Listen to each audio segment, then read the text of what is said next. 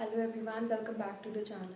तो क्या आपको भी जॉइंट पेन रहता है एंड इसका कारण आप ऑस्टियोआर्थराइटिस समझते हो, लेकिन इसका दूसरा एक कारण भी हो सकता है जिसके बारे में हम आज इस वीडियो में बात करेंगे। तो जो वो दूसरा कारण है वो है यूरिक एसिड, जिसे हम मॉडर्न डे एपिडेमिक कह दें तो बिल्कुल गलत नहीं होगा, क्योंकि ये बहुत कॉमन होता जा रहा है आजकल।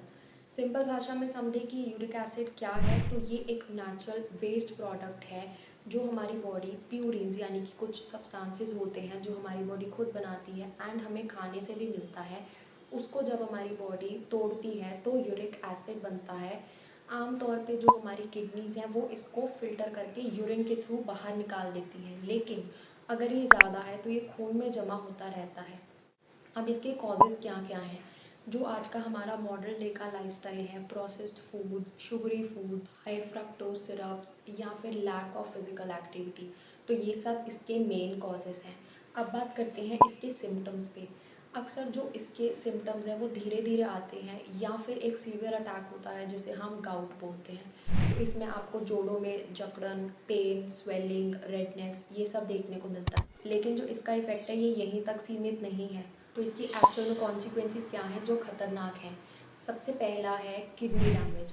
जो यूरिक एसिड के क्रिस्टल्स हैं अगर वो बहुत ज़्यादा बनने लगे तो उससे किडनी स्टोन्स बन सकते हैं जो कि आपको बहुत पेन कर सकते हैं। सेकंड इसका इफ़ेक्ट होता है हार्ट पे। हार्ट पे कैसे होता है? ये जो आपकी आर्टरीज़ हैं उनको ये पतला कर देते हैं एंड उसके बाद आपका जो ब्लड प्रेशर है वो बढ़ जाता है, जिसकी वजह से आपको हार्ट डिज़ीज़ का खतरा हो सकता है। थर्ड, ये आपकी बॉडी का मेटाबॉलिज्म को भी डिस्ट्रॉय करता है, क्योंकि ये diabetes, obesity and metabolic syndrome से लिंक्ड होता है।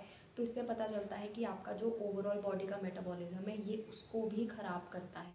तो अब इससे बचा कैसे जा सकता है? सबसे पहले तो जो प्यूरिन रिच फूड है जैसे कि ऑर्गन मीट है, रेड मीट है, अल्कोहल्स हैं और भी ड्रिंक्स हैं, प्रोसेस्ड फूड्स है, शुगरी फूड्स है, जो भी जंक फूड है, इनको आप बहुत ही लिमिटेड या बिल्कुल ही बंद कर दो। पानी की इंटेक बढ़ा दो और चेरीज, फ्रूट्स ज़्यादा खाओ। Third, regular exercise and workout करो। देन फोर्थ मोस्ट इम्पॉर्टेंट, अपना रेगुलर चेकअप कराओ अगर आपको ऐसे कोई भी सिम्टम्स आ रहे हैं। अगर ये यूरिक एसिड के क्रिस्टल्स बढ़ जाते हैं तो फिर आपका जो लास्ट ऑप्शन है वो सर्जरी ही बचता है। तो इट्स बेटर कि आप इसको पहले ही रोक लो। As we know, prevention is better than cure. तो इसीलिए आप अपनी बॉडी का बहुत ध्यान रखो, अपने टेस्ट कराओ रेगुलर कि आपका यूरिक एसिड तो नहीं बढ़ता। एंड अगर आप कंफ्यूज्ड हो कि आपको यूरिक एसिड को लोअर करने के लिए कौन सा खाना खाना चाहिए, तो मैंने नीचे डिस्क्रिप्शन में एक वीडियो लिंक करी है जिसमें मैंने आपको कुछ फूड आइटम्स बताई हैं जो आप खा सकते हो।